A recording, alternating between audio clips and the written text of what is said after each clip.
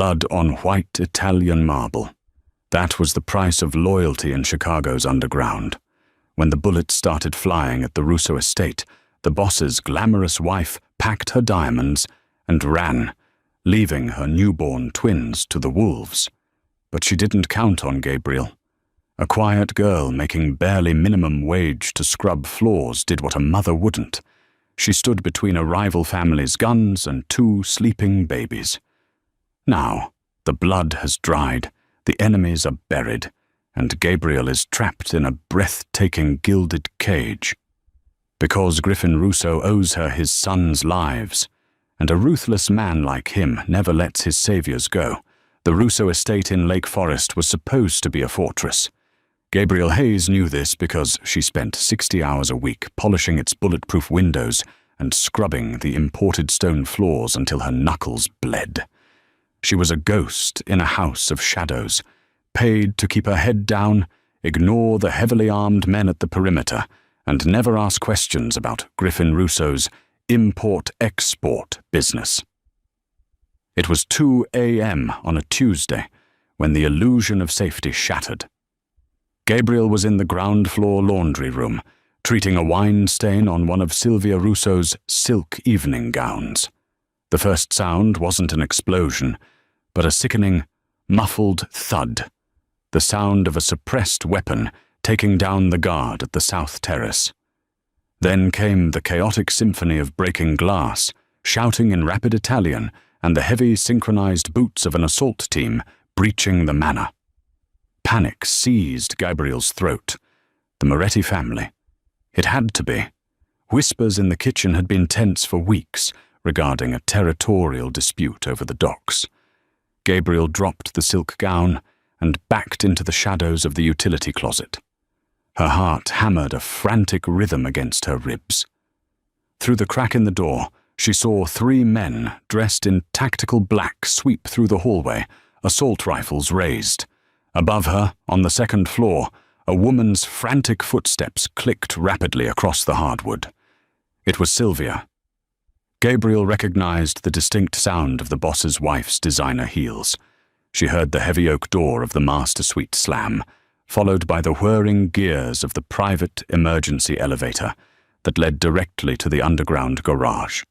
She's running, Gabriel realized with a jolt. She's taking the emergency exit. But the nursery was on the 3rd floor.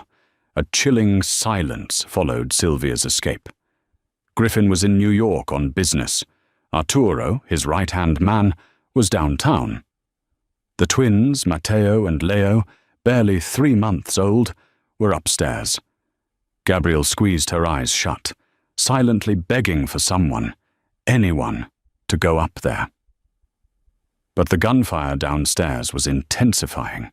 The remaining estate guards were pinned in the foyer. The intruders were fanning out, systematically searching the rooms. They weren't just here to send a message. They were here to eradicate the Russo bloodline. It's not my job. I'm just a maid, Gabriel thought, tears pricking her eyes. If I move, I die. But in the quiet that followed a deafening shotgun blast, she heard it. A faint, distressed wail drifting down the grand staircase. Matteo. He always cried when he was woken up suddenly. A curse slipped from Gabriel's lips. She kicked off her sensible black work shoes, knowing they would scuff and make noise. In her stocking feet, she slipped out of the laundry room and darted toward the back servant stairs.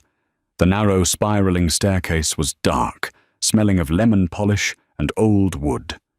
She took the steps 2 at a time, her lungs burning, praying she wouldn't encounter a man in black. When she reached the 3rd floor, the nursery door was ajar. The soft, ambient light of the Starry Night projector spun lazily across the ceiling, casting blue and green nebulas over the luxurious room. Matteo was crying in his crib, while Leo slept soundly beside him. Shh, shh, shh, Gabriel breathed, rushing to the crib.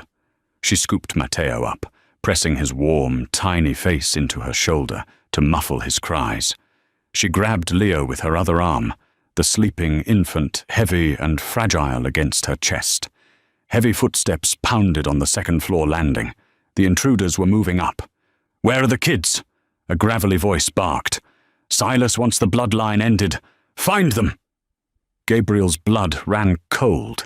She couldn't take the stairs. They would hear her. She scanned the nursery. The walk-in closet? No, the first place they'd look. Under the crib? Too exposed. Her eyes landed on the antique laundry chute in the corner of the adjoining bathroom. It was a relic from when the house was built in the 1920s, leading straight down into a reinforced concrete collection bin in the sub-basement. It was narrow, designed for linens, not people. Gabriel didn't think. She moved. She carried the boys into the bathroom, quietly locking the door behind her. She opened the heavy brass door of the chute. The darkness below was absolute.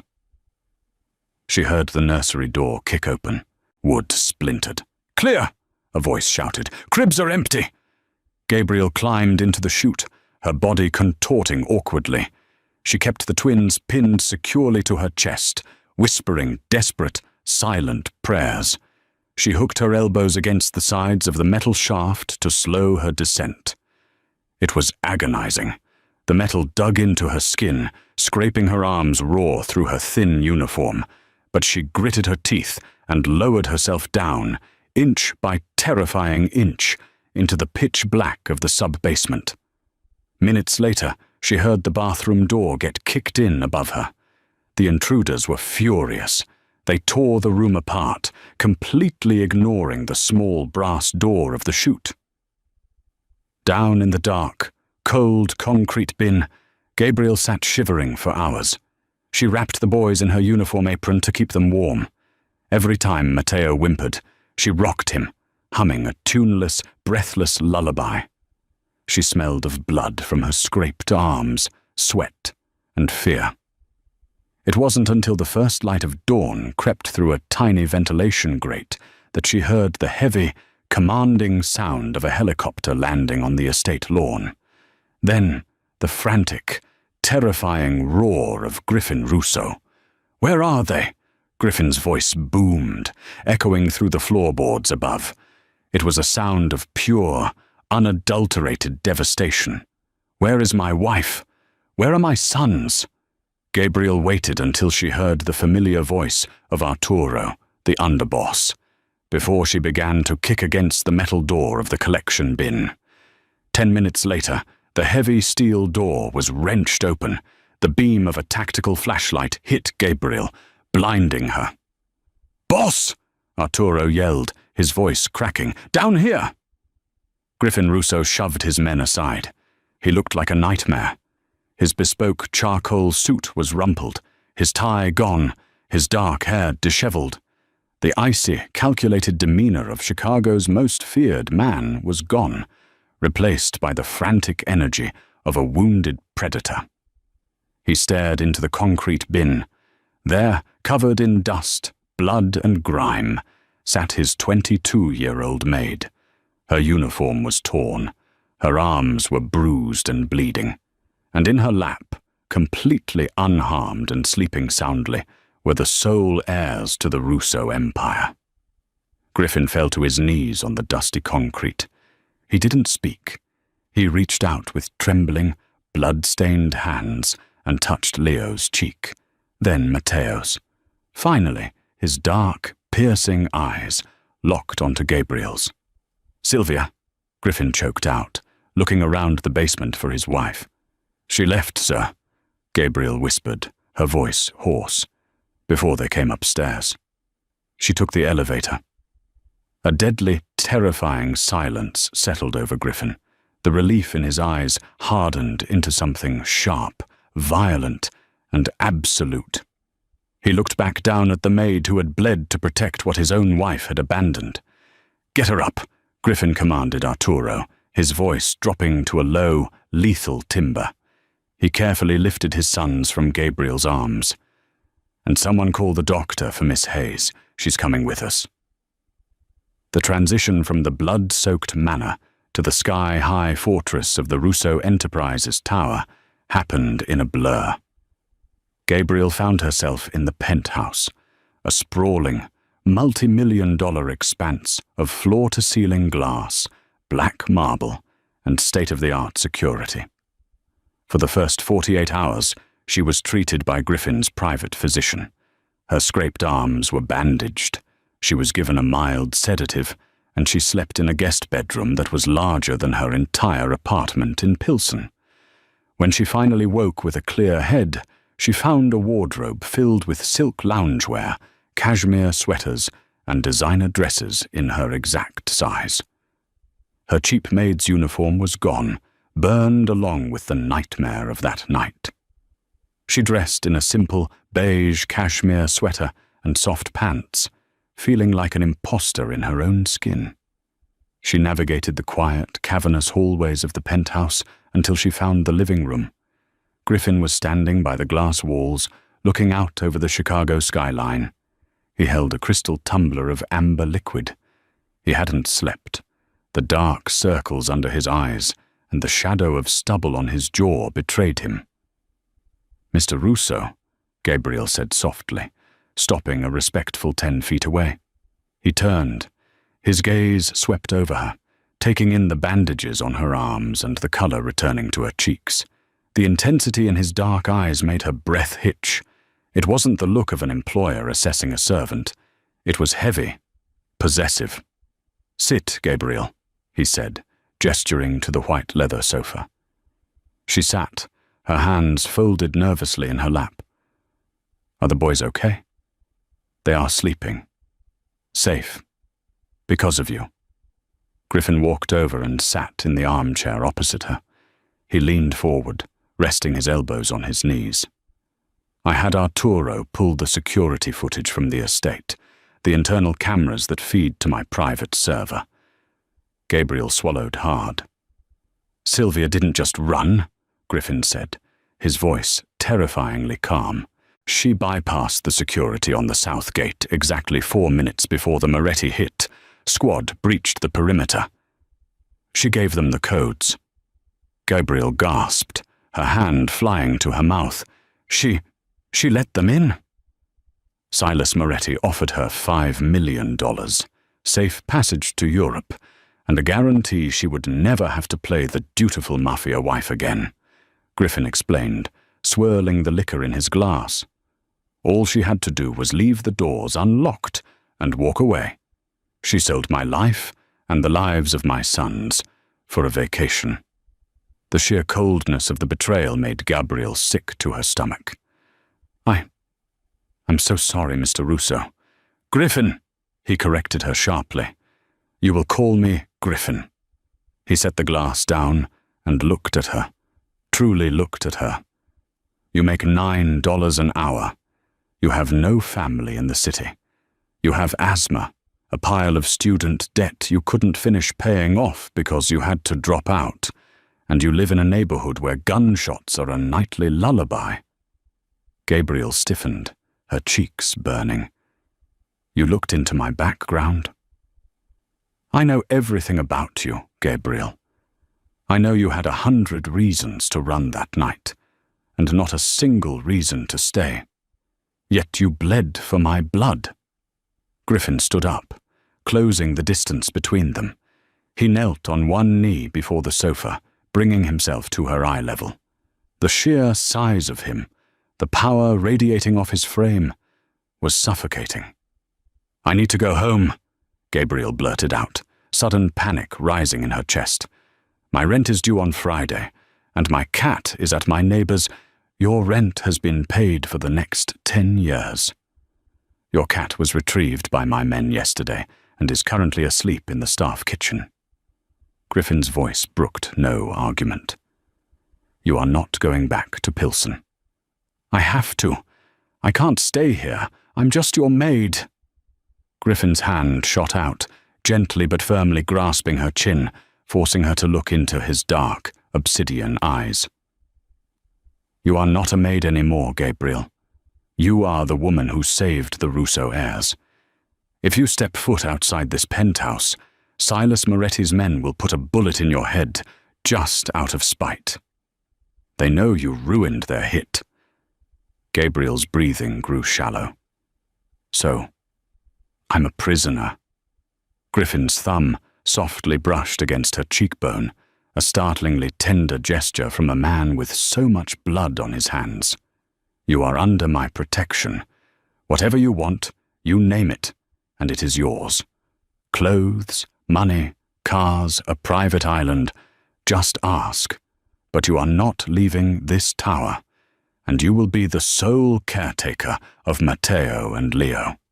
I don't know how to raise children, she protested, tears of frustration spilling over. You know how to protect them, Griffin said fiercely. That is more than their own mother knew. They know your scent. They calm down when they hear your voice. You are their mother now. The absolute finality in his words struck Gabriel like a physical blow. She looked around the beautiful, sterile penthouse, the bulletproof glass, the armed guards stationed at the private elevator. She had survived the night, only to walk into a golden cage, and the man holding the key looked at her, not with gratitude, but with an obsessive, terrifying devotion. 3 weeks passed in a surreal haze of luxury and confinement. Gabriel's life settled into a bizarre routine. By day, she managed the twins. They had a nursery in the penthouse that rivaled royal chambers. She fed them, bathed them, and read to them. Despite her initial terror, she found herself falling deeply in love with the boys. Matteo had Griffin's dark, brooding eyes, while Leo had a soft, quiet demeanor that broke her heart. And then there was Griffin. The underworld boss of Chicago practically lived at the penthouse now. He conducted his illicit empire from his home office, a room filled with cigar smoke, whispered threats, and men like Arturo moving in and out like ghosts. But whenever Gabriel entered the room with the boys, the atmosphere shifted. The hardened criminals would lower their eyes respectfully. Griffin would dismiss them with a wave of his hand, entirely focused on her. His presence was a heavy blanket that smothered her. Whenever she sat on the floor playing with the twins, she could feel his eyes on her. He watched her constantly. It wasn't a sexual gaze, not entirely. It was the gaze of a dragon hoarding its most prized treasure. You look tired, Gabriel, Griffin murmured one evening, stepping into the nursery. He had stripped off his suit jacket, his white dress shirt rolled up to reveal forearms corded with muscle and dark ink. They were fussy today. Teething, I think, Gabriel whispered, rocking Leo while Matteo slept in the crib. Griffin approached, his massive frame dwarfing her. He reached out and stroked Leo's soft hair, but his knuckles intentionally grazed the side of Gabriel's neck. A shiver violently racked her body. He noticed it, a dark smirk playing on his lips. Go rest. I will watch them, he commanded softly. I'm fine, really. It wasn't a request, mia cara. Gabriel surrendered, placing Leo in his crib. She retreated to her bedroom, pulling the heavy blackout curtains shut. She felt like she was losing her mind. She had everything a woman could ever want, yet she had nothing. She had no phone, no internet access without a firewall, and no contact with the outside world. The next morning, the fragile piece of the penthouse shattered. It started innocently enough. Arturo brought up the Daily Mail and packages that had been cleared by the building's intense security screening. Among the boxes of designer baby clothes Griffin insisted on ordering was a small, plain, brown box addressed simply to C. Hayes. Gabriel was in the kitchen, feeding the twins their bottles, when Arturo handed it to her. He didn't think much of it. It had passed the X-ray and bomb sniffers. Gabriel set the bottles down and used a kitchen knife to slice the tape. Inside, nestled in a bed of tissue paper, was a cheap plastic burner phone. Before she could even register what it was, the screen lit up. A text message arrived. Gabriel. It's Sylvia. I know you have my boys. Silas is keeping me prisoner until I deliver them to him. He says if I don't get the twins to him by Friday, he'll kill me, and then he'll bomb the tower and kill you all anyway. Please. There is a service elevator in the East Wing. Gabriel's heart stopped. She dropped the phone on the marble island as if it had burned her. Sylvia wasn't in Europe. She was a hostage of the Moretti family, and she was trying to use Gabriel to finish the job she started. What is that? The voice was like a whip cracking through the kitchen. Griffin stood in the doorway, his eyes locked on the burner phone. Arturo, who had been grabbing a coffee, froze, realizing his massive failure in security. Gabriel couldn't speak. She pointed a trembling finger at the screen. Griffin crossed the room in 3 long strides. He snatched the phone off the counter and read the message. The veins in his neck bulged, his jaw clenching so hard Gabriel thought his teeth might shatter. He didn't yell. That was the most terrifying part. He turned to Arturo, his voice a lethal, quiet hiss. A burner phone made it into my home, into the hands of the woman protecting my children. Boss, I swear, it didn't trigger any metal alarms on the low-frequency setting.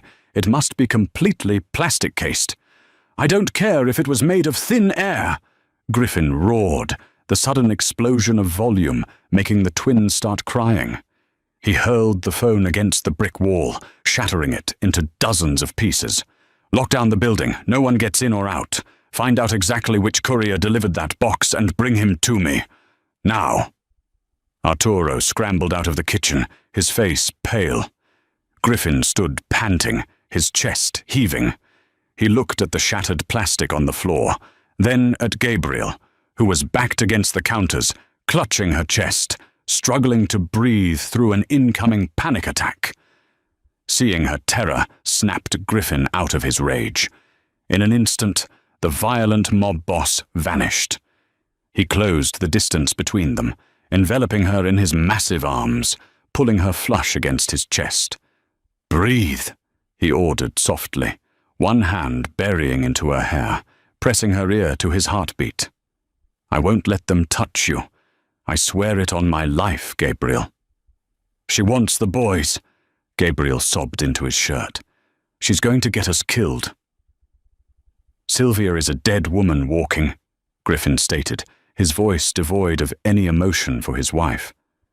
"But Silas Moretti knows where you are. He knows my weak point is in this tower." He pulled back just enough to look into her tear-filled eyes. His gaze dropped to her lips for a fraction of a second before meeting her eyes again, burning with a dark, obsessive fire. "The guest wing is too exposed. The security perimeter is too wide," Griffin declared, his tone leaving no room for negotiation. "Pack your things." "Where am I going?" Gabriel asked, trembling. "You aren't going anywhere," Griffin said, trailing a rough thumb over her lower lip. "But starting tonight, you and the boys sleep in my chambers, in my bed, where I can see you." Gabriel stared at him, the reality of her situation sinking in. The danger outside was closing in, but the danger inside, the all-consuming obsession of Griffin Russo, had finally trapped her completely. The master suite of the Russo Enterprises Tower on West Wacker Drive wasn't just a bedroom, it was a fortress within a fortress. Behind 6-inch steel-reinforced oak doors lay 3,000 square feet of dark mahogany, slate, and bulletproof glass overlooking the Chicago River. Gabriel stood in the center of the massive room, clutching a sleeping Leo to her chest, while Mateo rested in a hastily assembled mahogany crib near the bed. Griffin's bed was a sprawling California king, dressed in midnight blue Egyptian cotton. It looked like a vast, intimidating ocean. Griffin stood by a heavy oak dresser, unstrapping a custom leather shoulder holster. He placed a matte black Beretta 92 FS on the polished wood with a heavy thud. He caught Gabriel staring at the weapon in the mirror's reflection. "Does it frighten you?" he asked, his voice a low rumble in the quiet room. Everything about my life right now frightens me, Gabriel admitted, her voice barely a whisper. She gently laid Leo down next to his brother, adjusting the silk blankets. Griffin unbuttoned his crisp Tom Ford shirt, revealing a torso scarred by old violence and mapped with intricate ink. Fear is what kept you alive at the estate, Gabriel. But in this room, you have nothing to fear. Not from me. He walked toward her, the scent of expensive sandalwood and gunpowder clinging to his skin. Gabriel backed up until her spine hit the cool glass of the floor-to-ceiling window. The city lights of the magnificent mile glittered far below, a world she used to inhabit but now felt entirely cut off from. Griffin placed his hands on the glass on either side of her head, trapping her. He didn't touch her, but the heat radiating from his body was intoxicating. He looked down at her, his dark eyes tracing the delicate line of her jaw, the pulse beating frantically at her throat. "You think I'm holding you hostage?" Griffin murmured. "Aren't you?" she challenged, finding a sudden, desperate spark of bravery. "I have no phone, no access to my bank account at Chase. I can't even walk down to Rush Street for a coffee without 2 armed men following me." "I am keeping you breathing," he corrected smoothly. "Silas Moretti doesn't leave loose ends. And my wife—" Griffin's jaw tightened, the mention of Sylvia turning his features to stone. "Sylvia doesn't want the boys because she loves them. She wants them for the UBS Swiss Trust Fund that unlocks the day they are placed entirely in her legal custody. A fund worth $300 million. Silas needs that money to buy out the local politicians and crush my operation." Gabriel gasped. She would sell her own babies to a mob boss for money? "She already did," Griffin stated coldly. "The burner phone in the package today. It wasn't just a message. Arturo had our tech team sweep the plastic casing. It contained a microscopic GPS transmitter and an audio bug. They were mapping the internal layout of the penthouse. They were listening to us." Panic flared in Gabriel's chest again. "They know where we sleep? They know about this room?" "They know," Griffin said, finally stepping back and breaking the suffocating proximity. He walked over to a hidden panel in the wall and keyed in a biometric code. A heavy steel door slid open, revealing a state-of-the-art panic room stocked with monitors, weapons, and emergency medical supplies. "Tomorrow night, I am hosting a charity gala in the ballroom on the 50th floor," Griffin said, his tone shifting into pure tactical ice. "Silas knows I have to attend to keep up appearances with the mayor and the governor. He thinks the penthouse will be lightly guarded. He thinks Sylvia can slip in with a strike team." Gabriel's eyes widened in horror. "You're setting a trap." "I am ending this," Griffin corrected. He turned to face her, his expression softening just a fraction. "And while I do, you and my sons will be locked in that vault. You won't hear a sound, and no one will be able to touch you."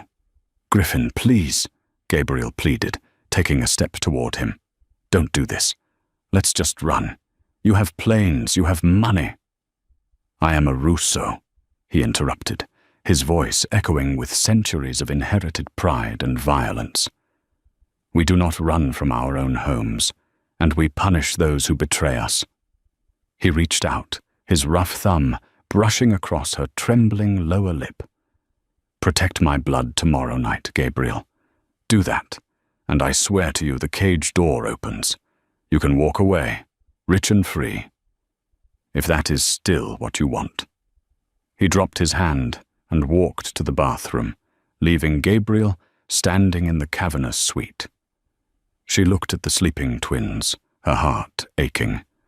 Griffin had offered her an out. Freedom. But as she watched him walk away, a terrifying realization washed over her. She wasn't sure she wanted to leave anymore. The 50th floor ballroom was a symphony of clinking crystal, string quartets, and forced laughter. Down below, Chicago was engulfed in a torrential downpour, lightning flashing over Lake Michigan. Up in the penthouse, the silence was deafening. Gabriel sat on the floor of the master suite, pushing a soft, plush toy back and forth for Mateo. The boys were unusually quiet, sensing the heavy tension in the air. The panic room door was open, waiting for Griffin's signal to retreat inside. Arturo and 3 heavily armed guards, carrying Heckler and Koch MP5 submachine guns, were stationed outside the bedroom doors. At exactly 10:15 p.m., the lights went out. Not just the lamps. The entire electrical grid of the top 10 floors of the Russo Enterprises tower went pitch black. A second later, the dull red glow of the emergency backup generators kicked in, bathing the master suite in a bloody hue.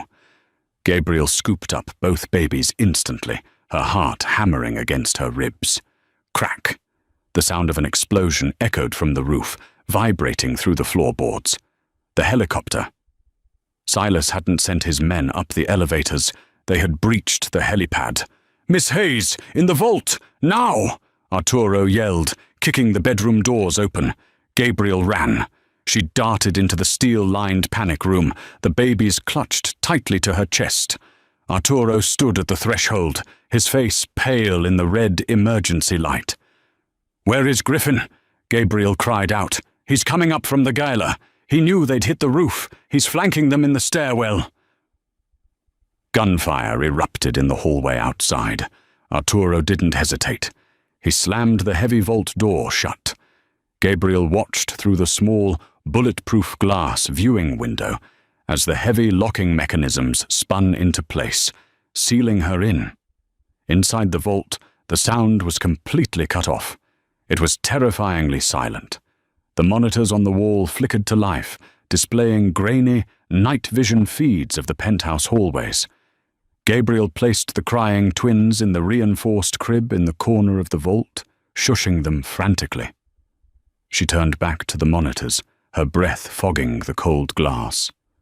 On screen 3, she saw them.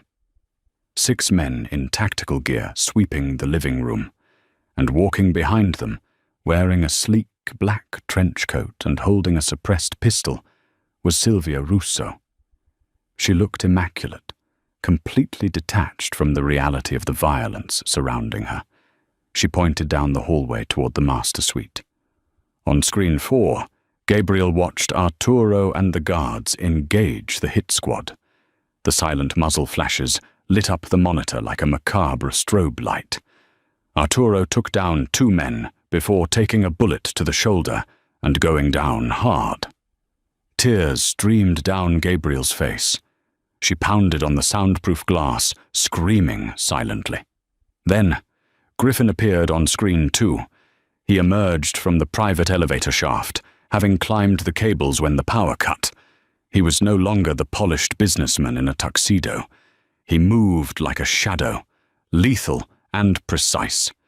He took down the rear guard with a brutal, silent takedown, securing a fallen rifle. Gabriel watched, mesmerized and horrified, as the man who held her captive fought a bloody war for his home.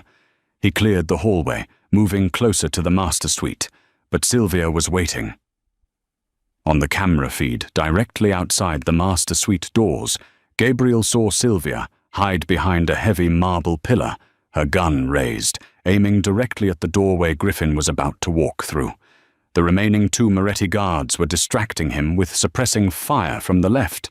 Sylvia was going to shoot her husband in the back. "No!" Gabriel screamed in the silent vault. "Griffin, look out!" He couldn't hear her. He was stepping into the fatal funnel, entirely focused on the mercenaries ahead of him.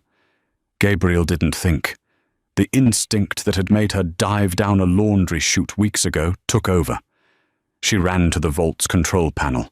Griffin had shown her the emergency override, a large red lever that released the pneumatic seal. She yanked it down.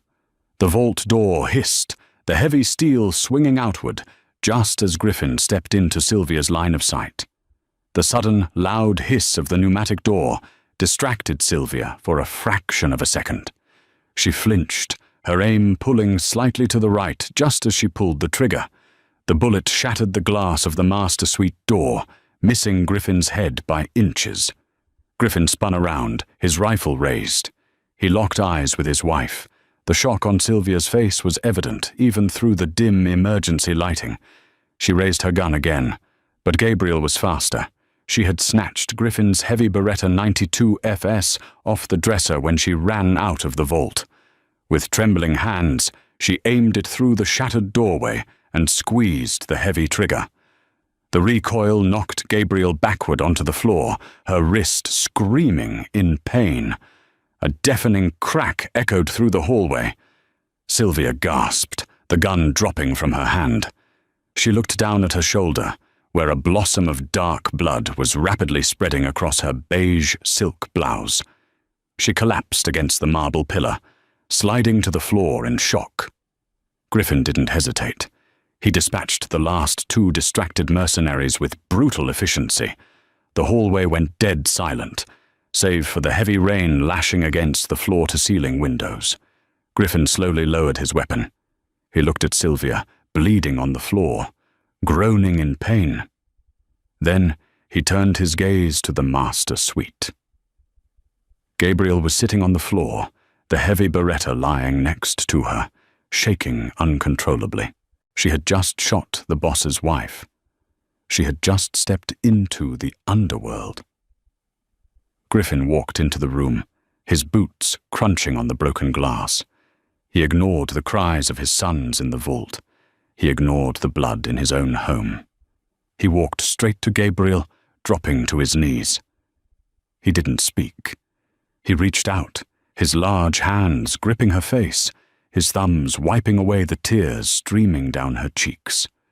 The look in his eyes was no longer just obsession or possessiveness. It was absolute, terrifying worship. "You stayed," Griffin breathed, his voice thick with an emotion that shook his massive frame. "The door was open and you stayed to fight for me." Gabriel leaned into his touch, a sob escaping her lips. "I couldn't let her kill you." Griffin pulled her against his chest, burying his face in her neck, holding her so tightly she could barely breathe. The blood, the betrayal, the empire. None of it mattered in that moment. The maid hadn't just saved his sons, she had saved him. And as his arms locked around her, Gabriel knew with absolute certainty that she was never, ever leaving this tower. The stench of cordite and copper hung heavy in the opulent air of the master suite. The emergency generators hummed a low, vibrating rhythm that felt like a heartbeat beneath Gabriel's bare feet. Arturo, clutching his bleeding shoulder, dragged a sobbing, wounded Sylvia by her uninjured arm into the center of the living room. He threw her roughly onto a white leather chair.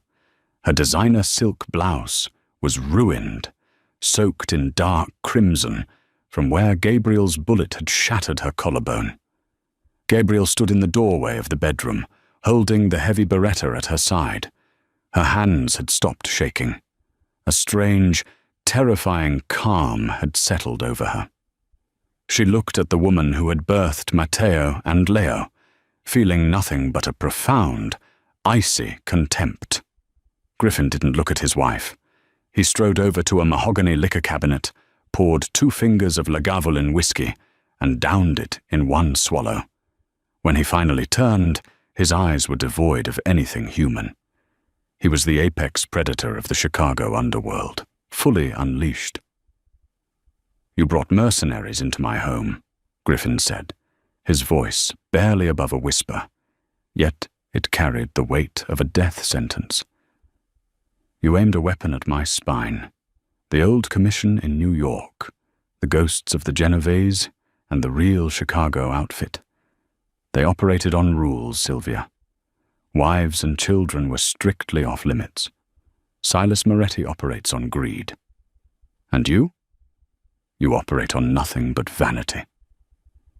Sylvia spat a mouthful of blood onto the pristine marble floor. She glared at Gabriel, her eyes wide with a manic, desperate energy. "You think you've won, you little street rat? You think shooting me makes you a queen?" Sylvia let out a harsh, agonizing laugh. "Silas isn't going to stop. He already has the leverage."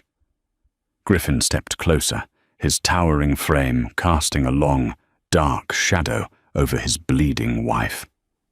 "Silas has dead men on my floor and a breached contract. He has nothing." "He has the UBS trust," Sylvia sneered, clutching her bleeding shoulder. "Did you really think I'd come up here without an insurance policy, Griffin? Silas's hackers breached the Swiss servers yesterday. The $300 million is sitting in a holding account. If I don't authenticate the final transfer with my biometric retinal scan by midnight tomorrow, the money automatically redirects." Griffin's jaw tightened. "Redirects where?" "To a blind trust in the Cayman Islands controlled by the Russian Bratva." Sylvia smiled, a grotesque, bloody expression. "And attached to that money is an open bounty. $50 million for the heads of Matteo and Leo. If Silas doesn't get the money, he ensures every cartel, syndicate, and hitman from here to Moscow comes for your bloodline. You won't be able to buy enough bullets to keep those babies alive." The room went dead silent. Gabriel's breath caught in her throat. $50 million. It was an astronomical bounty. They would never be safe. Not in the tower, not on a private island, not anywhere on Earth. "You would put a hit on your own infants," Gabriel whispered, stepping fully into the room. The gun was heavy in her hand, and for a fleeting, dark second, she wanted to raise it and finish the job. "You are a monster," Sylvia sneered. "I am a realist. I never wanted to be a mother. I wanted the lifestyle. Now, Griffin, you have a choice. You let me walk out of here with the biometric key. I give Silas his money, and he calls off the bounty. You keep your little bastards and your maid. I get my freedom." Griffin looked at Gabriel. The violent, possessive fire in his eyes was warring with the cold, calculating mind of a tactician. He knew Sylvia wasn't bluffing. The digital footprint of the global underworld was real, and a dead man's switch tied to a Russian syndicate was exactly the kind of coward's play Silas Moretti would orchestrate. "Arturo," Griffin commanded, his eyes never leaving Gabriel's. "Call our contact at the Federal Bureau of Investigation, the dirty one on the payroll. I want Silas Moretti's exact location triangulated within the hour, and get the estate doctor up here to patch up my wife." "Boss?" Arturo grunted, wincing as he held his own wound. "You're going to let her live?" "I need her eye to unlock the money," Griffin said coldly, finally looking down at Sylvia. "But she isn't walking out of here, and Silas isn't getting a dime." Griffin walked over to Gabriel, gently taking the Beretta from her grip. He engaged the safety and set it on the table. He reached out, his blood-stained fingers tracing the curve of her cheek. "Pack a bag," he murmured softly to her, the juxtaposition of his tenderness against the backdrop of a blood-soaked room entirely surreal. "We are moving. All of us." "Where?" Gabriel asked, her voice trembling just slightly. "To end this," Griffin replied. "Silas wants a war for the throne of Chicago. Tonight, I give it to him." The drive down the Kennedy Expressway was a blur of streaking red taillights and relentless, driving rain. Inside the soundproof cabin of the armored Cadillac Escalade, the tension was thick enough to choke on. Gabriel sat perfectly still in the plush leather seat, the heavy, waterproof Pelican briefcase resting on her trembling knees. Next to her, Griffin Russo was a terrifying portrait of lethal composure. He was meticulously loading armor-piercing rounds into a matte black magazine, the sharp, metallic clicks entirely at odds with the soft hum of the SUV's engine. They bypassed the main commercial terminals of O'Hare International Airport entirely, cutting through a high-security perimeter gate and descending into the private, ultra-exclusive sector of signature flight support. The Escalade splashed through deep puddles on the tarmac, finally coming to a halt inside the cavernous, dimly lit expanse of Hangar 4. The air inside smelled sharply of aviation fuel, wet concrete, and impending violence. Sitting in the center of the massive space was a sleek, black Gulfstream G650ER, its engines entirely cold. This wasn't a getaway vehicle, it was a backdrop for a war. Silas Moretti was already waiting. The aging boss of the Southside Syndicate stood behind a phalanx of 10 heavily armed enforcers. They were professionals, ex-military contractors, clutching Heckler & Koch MP5 submachine guns, their faces hard and unreadable in the harsh glare of the halogen overhead lights. Silas himself looked entirely out of place for a bloodbath. He was draped in a bespoke Loro Piana Vicuña overcoat, a thick, unlit Cohiba cigar resting between his teeth, and a diamond-encrusted Patek Philippe Nautilus gleaming on his left wrist. He checked the watch with exaggerated impatience. It was 11:15 p.m. 45 minutes until the Russian Solntsevskaya Bratva's $50 million bounty on the Russo twins went live. Griffin stepped out of the Escalade first. The heavy thud of the armored door closing echoed like a gunshot through the hangar. Arturo followed, his face pale and tight with pain, his left arm in a makeshift sling, but his right hand gripping a customized M4 carbine with white-knuckled intensity. Then Gabriel stepped out. She wore a dark, tailored trench coat over her blood-stained clothes. The heavy pelican case clutched tightly to her chest.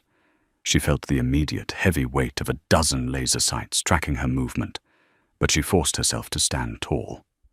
A month ago, she had been a 22-year-old girl scrubbing the baseboards of a Lake Forest mansion for $9 an hour, terrified of her own shadow. Tonight, she held the financial trigger of the Chicago underworld in her hands. "I have to admit, Griffin," Silas's gravelly voice echoed across the 50 yards of empty concrete separating them. "I'm genuinely surprised you brought the help. I expected you to walk in here with a battalion, not a bleeding underboss and a glorified babysitter.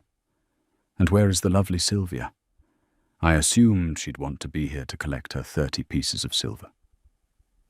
Griffin didn't raise his voice, yet the lethal timbre of his tone seemed to vibrate through the very floorboards of the hangar.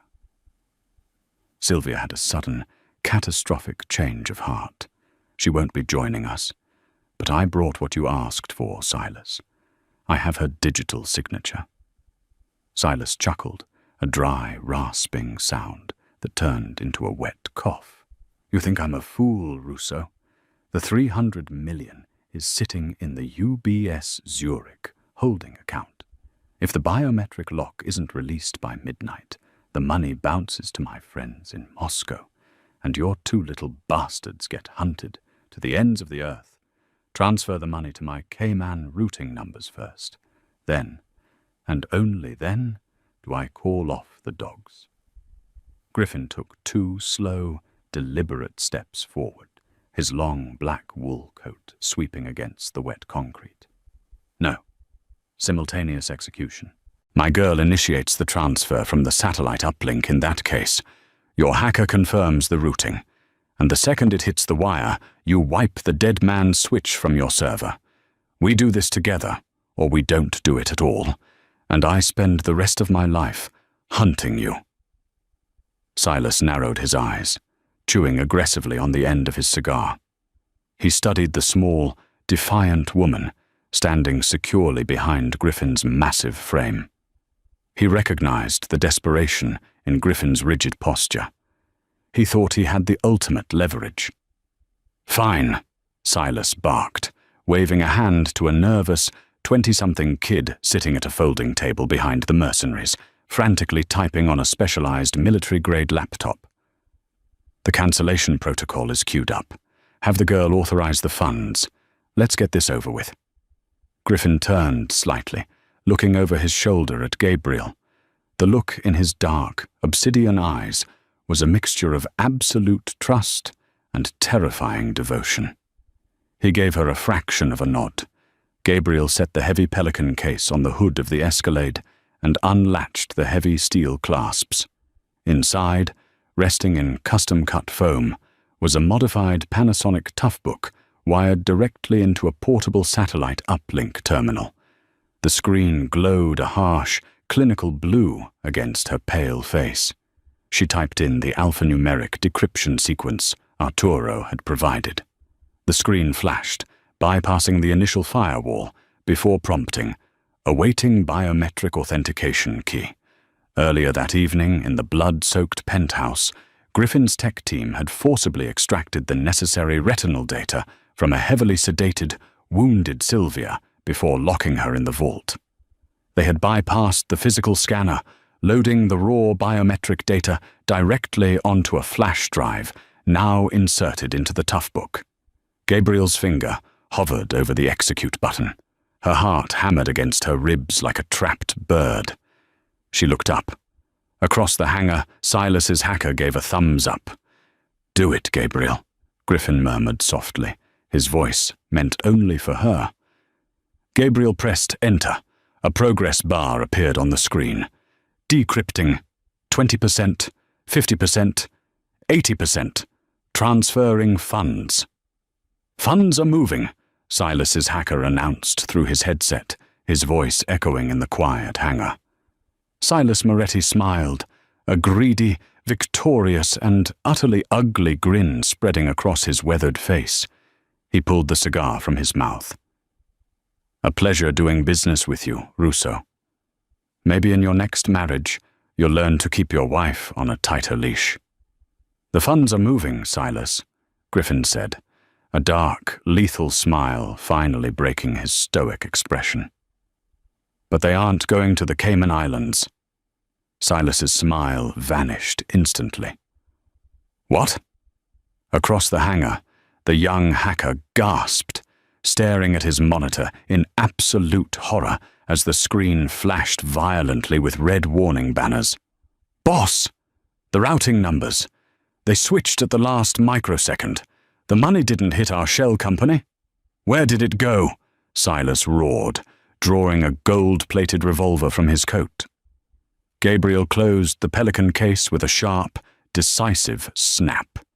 She stepped out from behind the SUV, her voice ringing clear and steady over the rising panic of the mercenaries.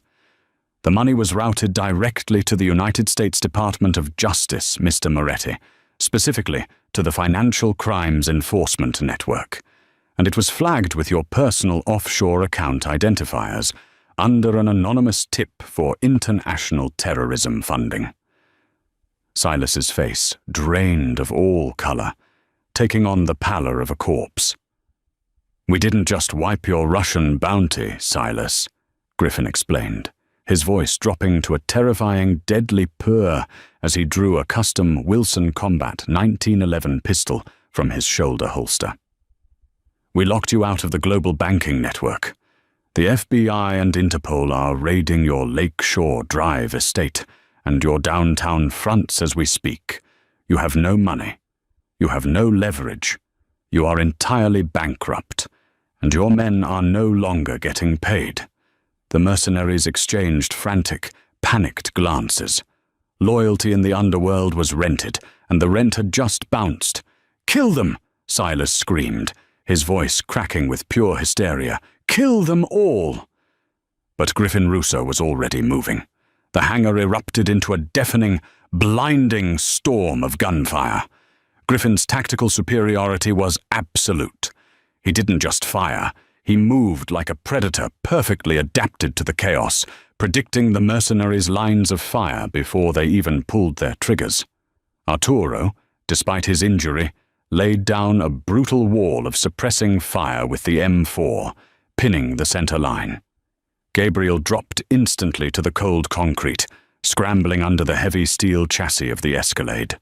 Bullets sparked and ricocheted off the armored plating above her. the noise so loud it threatened to shatter her eardrums. She covered her head with her hands, squeezing her eyes shut, smelling the sharp, coppery tang of fresh blood mixing with the jet fuel. It was a massacre, swift and uncompromising. The hired guns, realizing their paychecks had vanished into the federal ether, broke formation. Half of them tried to run for the hangar doors and were cut down. The other half died trying to reload. Within 90 seconds, the echoing boom of the firefight ceased. The sudden silence was heavier and more terrifying than the noise. The only sounds left were the relentless drumming of the rain on the metal roof and the wet, ragged gasps of the dying. Gabriel slowly slid out from beneath the SUV, her clothes smeared with grease and water. Silas Moretti was on his knees near the nose gear of the Gulf Stream. He was clutching a gaping, bleeding wound in his stomach, the luxurious Loro Piana coat ruined. His gold-plated revolver lay uselessly on the concrete 10 feet away. Griffin stood over him, entirely untouched by the violence. The barrel of his 1911 was smoking slightly in the cool, damp air. He looked down at the ruined boss with the detached indifference of a god looking at an insect. "You broke the oldest rule we have, Silas," Griffin whispered, pressing the hot muzzle of the pistol against the center of Moretti's forehead. "You brought the war into the nursery. You went after my sons." "Griffin, please." Silas choked on his own blood, the arrogance entirely stripped away. Griffin pulled the trigger. The sharp crack echoed once, and Silas collapsed forward onto the wet concrete, lifeless. Griffin didn't spare the body a second glance.